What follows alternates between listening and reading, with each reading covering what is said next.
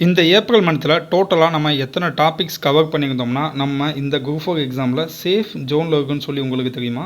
Next இந்த April மந்த்தில் உள்ள இந்த 22 டேஸுமே நம்மளோட வாழ்க்கையை மாற்ற போகிற காலகட்டம்னு உங்களுக்கு தெரியுமா? இப்போ டைம் பார்த்தீங்க அப்படின்னா கரெக்டாக மணி 12:33, அதாவது நைட்டு. ஓகேங்களா? ஸோ இந்த நைட்டு தான் இந்த வீடியோவை நான் ரெக்கார்ட் பண்ணிகிட்டு இருக்கேன். வாய்ஸ் கொஞ்சம் முன்ன பின்ன இருந்துச்சுன்னா அட்ஜஸ்ட் பண்ணிக்கோங்க. ஸோ இந்த வீடியோவோட உண்மை நிலவரம், அதாவது ரொம்பவே பயனுள்ள வீடியோ. அதனால தான் நைட்டு 12 மணி ஆனால் கூட 12:30 ஆனால் கூட நான் வந்து ரெக்கார்ட் பண்ணிக்கிட்டு இருக்கேன்.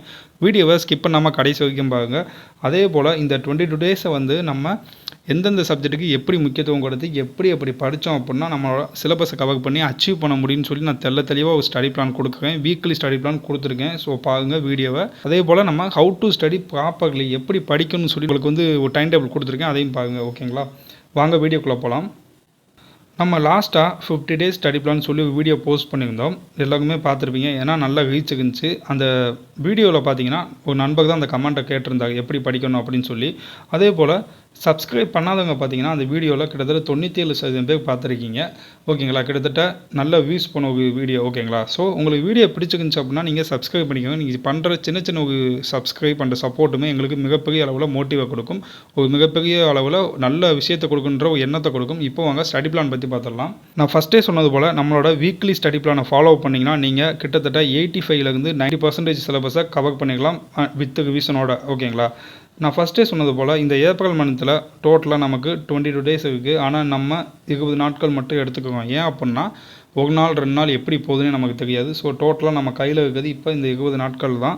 இந்த 20 நாளை வச்சு நம்ம எப்படி வந்து ப்ராப்பராக படித்து நம்ம அச்சீவ் பண்ணலான்னு சொல்லி பார்க்கலாம். இந்த 20 நாளை வந்து 2ஆக பிரிச்சுக்கோங்க. இவங்க ஏ டீமு, இவங்க பி டீம். ஓகேங்களா? இப்போ இந்த ஏ டீம் வந்து 5 பார்ட்ஸ் வச்சுருக்காங்க. இவங்க 4 பார்ட் வச்சுருக்காங்க. பார்ட்ஸ்னால் என்ன சார் அப்படின்னு சொல்லி கேட்டிங்கன்னா இங்கே பார்ட்ஸுன்றது டாபிக்ஸை மென்ஷன் பண்ணும். ஓகேங்களா? ஸோ நீங்கள் ஒரு டாபிக் படிக்கிறதுக்கு 4 நாள் எடுத்துக்கிட்டிங்கன்னா இந்த 20 டேஸில் வந்து 5 டாபிக் கவர் பண்ணிக்கிறீங்க. இதே பி டீம் வந்து ஒரு டாபிக் கவர் பண்ணால் 5 நாள் எடுத்துக்கிட்டாங்கன்னா 4 டாபிக்ஸ் வந்து கவர் பண்ணிடுவாங்க. ஓகேங்களா? ஸோ ஒன்ஸ் அகைன் ரிப்பீட் பண்ணுறேன். டோட்டலாக 20 டேஸ் இருக்குது. இவங்க ஏ டீம், இவங்க பி டீம். நீங்கள் வந்து ஏ டீமில் இருந்தீங்க அப்படின்னா ஒரு டாபிக் 4 நாள் எடுத்துப்பீங்க. So 5 topic முடிச்சிருப்பீங்க. நீங்கள் பி டீமில் இருந்தீங்கன்னா ஒரு டாபிக் 5 நாள் எடுப்பீங்க. 4 டாபிக்ஸ் வந்து கவர் பண்ணியிருப்பீங்க ஜஸ்ட் 20 டேஸில். வந்து நம்ம வந்து வேகமாக போகணும்னு அவசியம் கிடையாது. அகல உழுவதை விட ஆழ உழுவது மேல். இந்த பழமொழியை எப்போவுமே ஞாபகம் வச்சுக்கோங்க. நமக்கு முன்னாடி எத்தனை பேருக்கு போனாலும் பரவாயில்ல, நம்ம படிக்கிறத எப்போவுமே கரெக்டாக தெளிவாக படிக்கிறோமான்னு மட்டும் நீங்கள் மைண்டில் வச்சுக்கோங்க.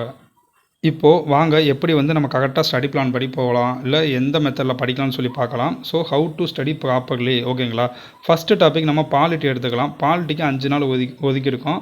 அந்த 5 நாளில் பார்த்தீங்கன்னா நீங்கள் 5 ஹவர்ஸ் மட்டும் படித்தா போதும். அது எப்படின்னு சொல்லி பார்க்கலாம். 10th பாலிட்டியில் ஜஸ்ட் 3 லெசன் தான். அந்த 3 லெசன் ரொம்பவே இம்பார்ட்டன்ட். சிலபஸ் வைஸ் தான் நம்ம போக போகிறோம். ஓகேங்களா? ஸோ ஒரு நாள் அதுக்கு ஒதுக்கியிருக்கு. ரிமைனிங் உள்ள 4வது பாடமும் 5வது பாடமும் ஜஸ்ட்டு ரீட் பண்ணிக்கோங்க, முக்கியமான பாயிண்ட்ஸ் மட்டும். ஓகேங்களா? நெக்ஸ்ட்டு பார்த்தீங்கன்னா 8th பாலிட்டி ரொம்பவே முக்கியம். அதில் ஒரு 5 பாடங்கள் இருக்குது. அதுக்கு ஒரு நாள் ஒதுக்கிடுங்க. டோட்டலாக இப்போதைக்கு 2 நாள் வந்து செலவாயிருக்கு.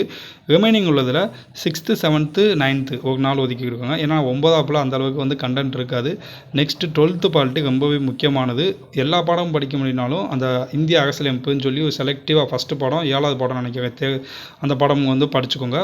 ஓகேங்களா? டைம் இருந்துச்சு அப்படின்னா 11th பாலிட்டி ஜஸ்ட்டு தேர்தல்கள் இதை வந்து வாசித்து விட்டுருங்க. ஏன்னா இப்போ எலெக்ஷன் நடந்திருக்குது அதனால். ஓகேங்களா? இப்போ டோட்டலாக பார்த்தீங்கன்னா நமக்கு 1+1+1+1 4 டேஸ் ஆகிருக்கு. ரிவிஷன் வந்து 5வது நாள் வச்சுக்கோங்க. ரிவிஷன் வந்து ரொம்பவே முக்கியம். ஓகேங்களா? 4 நாள் படித்தது 5வது நாளில் ரிவிஷன் பண்ணிக்கோங்க.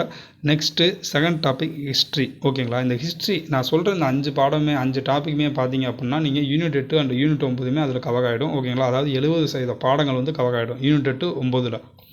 இப்போ ஹிஸ்ட்ரியில் 10th பாடம் 1+5 இருக்கும். டோட்டலாக அந்த 6 லெசன்ஸ் இங்கே 6 தான் வரும். அதுக்கு 2 டேஸ் ஒதுக்கி இருக்குங்க.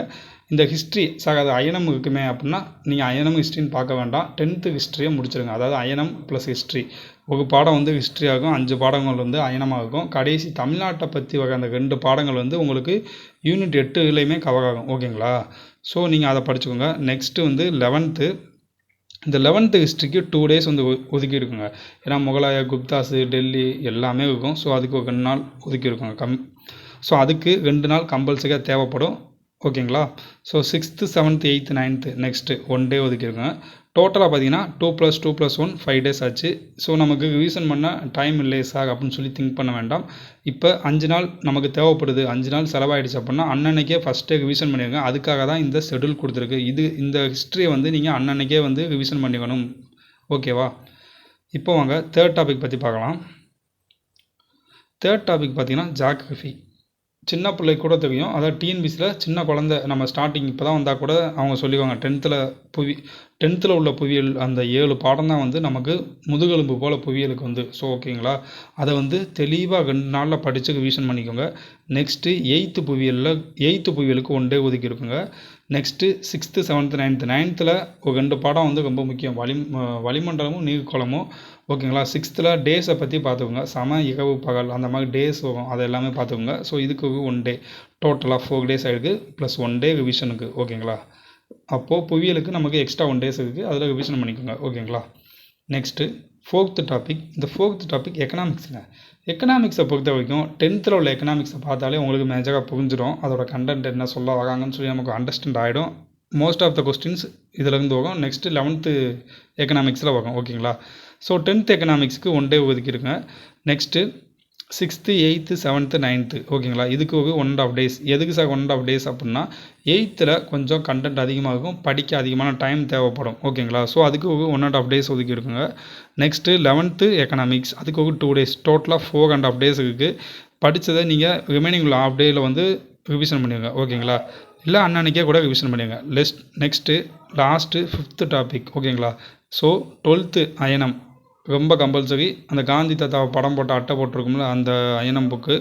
ஓகேங்களா. அதை வந்து படிக்க 2 நாள் கம்பல்சரியாக தேவைப்படும். ஆல்ரெடி நீங்கள் 10th படிச்சிட்டிங்க பாதி. ஸோ உங்களுக்கு 12th ஈஸியாக தான் இருக்கும்.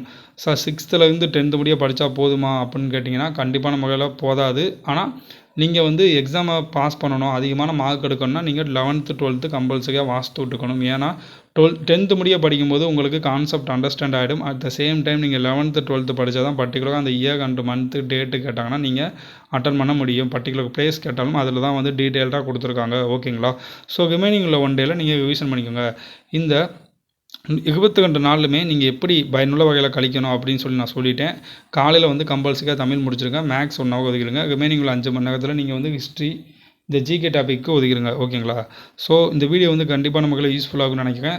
பிடிச்சவங்க லைக் பண்ணுங்கள், உங்கள் ஃப்ரெண்ட்ஸுக்கு ஷேர் பண்ணுங்கள். ரொம்பவே பயனுள்ள வகையில் இருக்கும். நீங்கள் பண்ணுற சின்ன சின்ன சப்போர்ட் அண்ட் மோட்டிவேஷனுமே எங்களுக்கு வந்து மிகப்பெரிய அளவில் ஒரு உந்துதலை கொடுக்கும், நல்ல வீடியோ கொடுக்கணும் அப்படின்னு சொல்லி. Thank you so much.